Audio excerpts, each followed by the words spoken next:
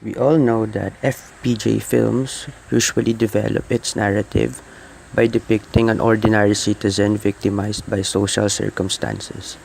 In this particular film, Ang Probinsyano, we can see the use of the twin switch trope that tends to be the mechanism in depicting the usual comeback story of the protagonist. It is important to take note that before this particular scene, Ador, the original protagonist, was killed in an old-fashioned way. This says a lot on the overall flow of the film and the uniqueness of this particular film amongst any other FPJ films. As we can see in this particular scene, wherein the superior of Ador used his brother as a means to solve the conflict, there is the use of a fooling mechanism that generates the tragic plot of the protagonist's heroism.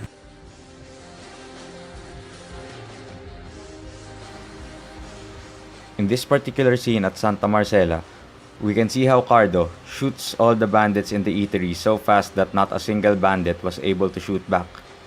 This comes from a typical FPJ film where the protagonist does not allow the villain to even shoot back, talk, or aim a single bullet. Notice how the law of state is being equated to the protagonist's own law for the reason that justice itself is difficult to attain and that it can be only achieved with individual actions, thus the use of guns and violence.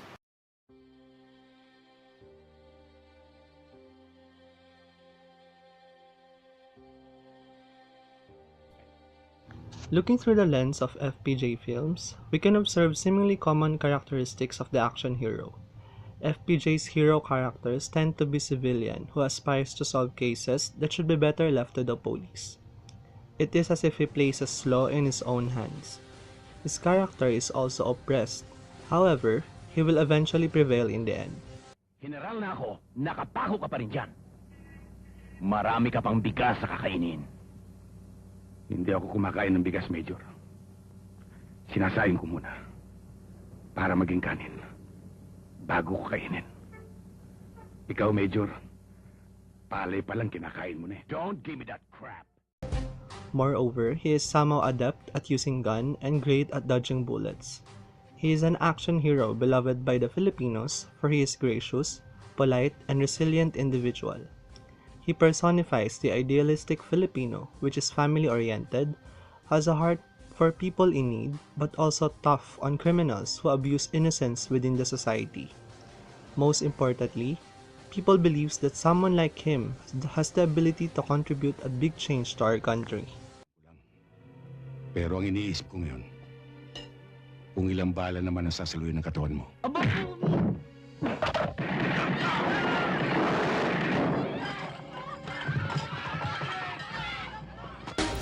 Fernando Poe Jr. is acclaimed as the king of Filipino movies, one reason being his drawing power to moviegoers, particularly in action films. Added to this are several issues regarding his view of love and his naivete regarding simple things, such as courtship.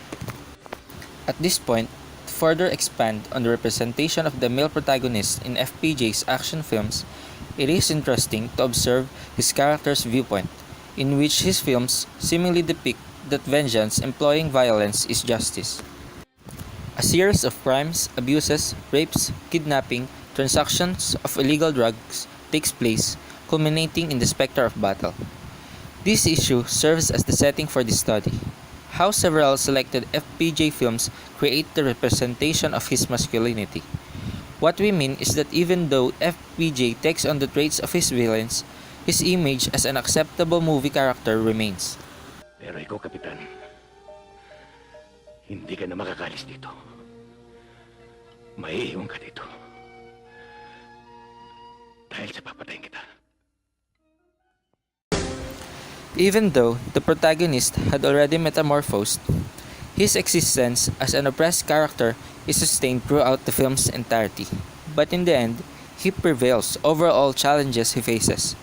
From this, we can read a seemingly two-faced image of the male hero in several of FPJ's films, one good and the other evil, which in fact is still regarded by viewers as being good, for this was only brought about by the hardships the protagonist endured.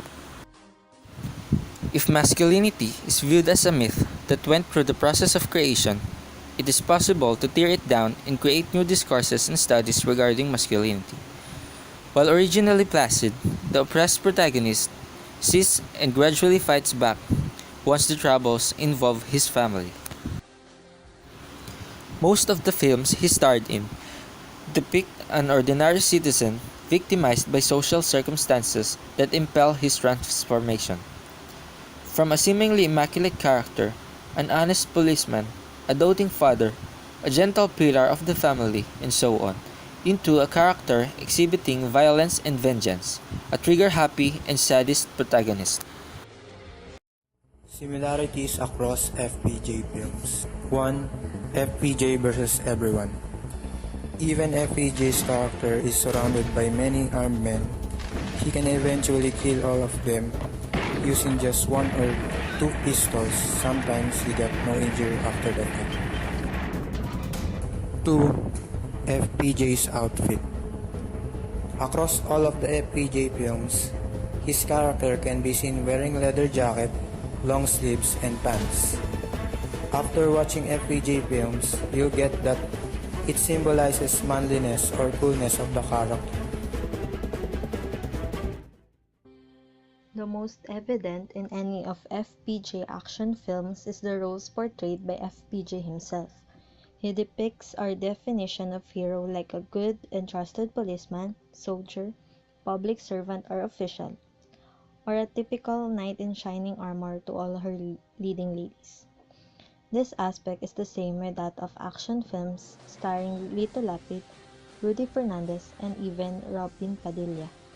Just like in the film of FPJ entitled Kahit Butas ng Karayom Papasukin Ko, in which he is a soldier that was reassigned to Zamboanga, where a lot of misbehaved and corrupt soldiers are there already, and he is going to resolve this problem. And him, being a good soldier, will solve the issue about that as he stayed in Zamboanga, and made the community believe that he can change the behavior of his fellow soldiers and bring back the peacefulness and safeness of the area. Marami na ako nabalitaan tungkol sa inyo. Magagaling kayong sundalo. Naasa sa maraming labanan. Pero kung kayo hindi susunod sa akin, bilang CEO ninyo, huwag na natin patagalin. Tapusin na natin dito.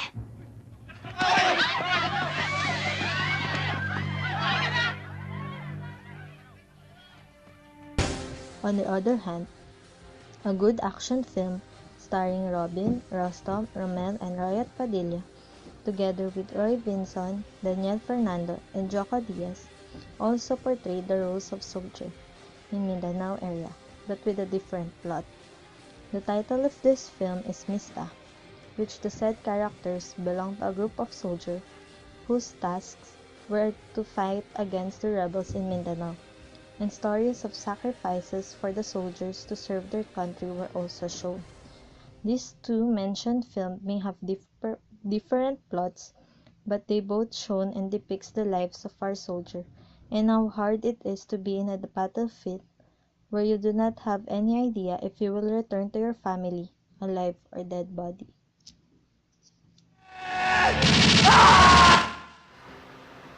FPJ films are also often set in Quiapo, Tondo districts, squatters areas, or small towns, which signifies that character he is portraying is a simple man.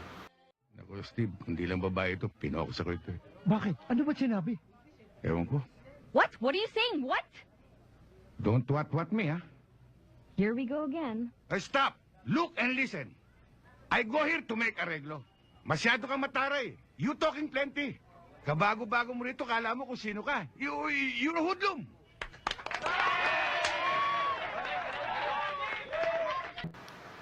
Prominent scenes in his action movies, such as those involving explosions, signifies that he doesn't hold back.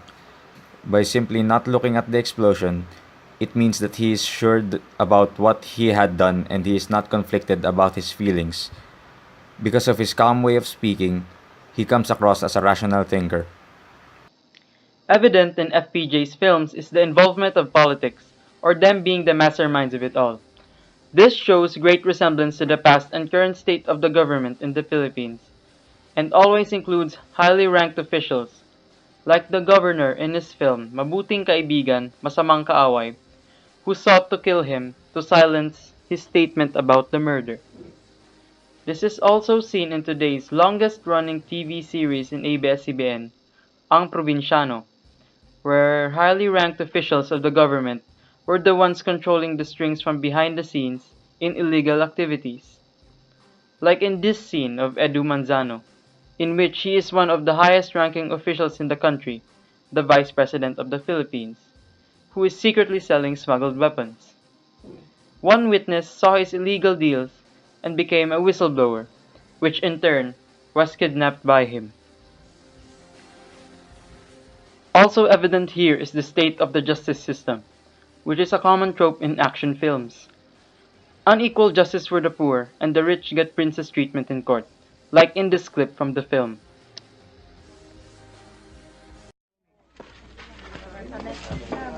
Pasensya ka na, ngayon lang ako nadalaw. Para sabihin ko sa'yo, pati kami nagulat sa desisyon ng korte. Kaya naman inihanda ko ng mga ebidensya para sa iyong appeal. Tigilan mo na ako, attorney. Huwag mo na akong paikutan. Mando, hindi natin to pwedeng daanin sa init ng ulo. Naintindihan ko sitwasyon mo, pero kailangan nating ituloy ang apila. May sapat na ebidensya na ako na Ebidensya, attorney? Ebidensya laban sa akin? Hindi pa ba sapat sa inyo habang buhay? Teka muna, Mando. Magkaintindihan tayo. Hindi ako nagpunta rito para mag-aksaya ng panahon. Ikaw na nga ang tinutulungan. Tapos ngayon, gusto mo pang palabasin na kami nagdiin sa'yo? Bakit? Hindi ba ganun ang nangyari?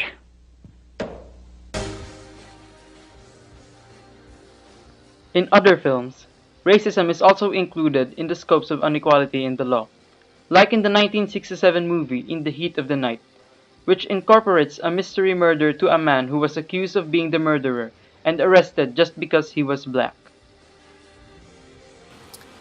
FPJ's greatness was not only reflected in the roles that he plays, but also outside the screen, in which, despite garnering various awards from the local film industry, he became a role model and showed his good core values. This made him the champion of the masses, as he was unpretentious despite his achievements and adulations.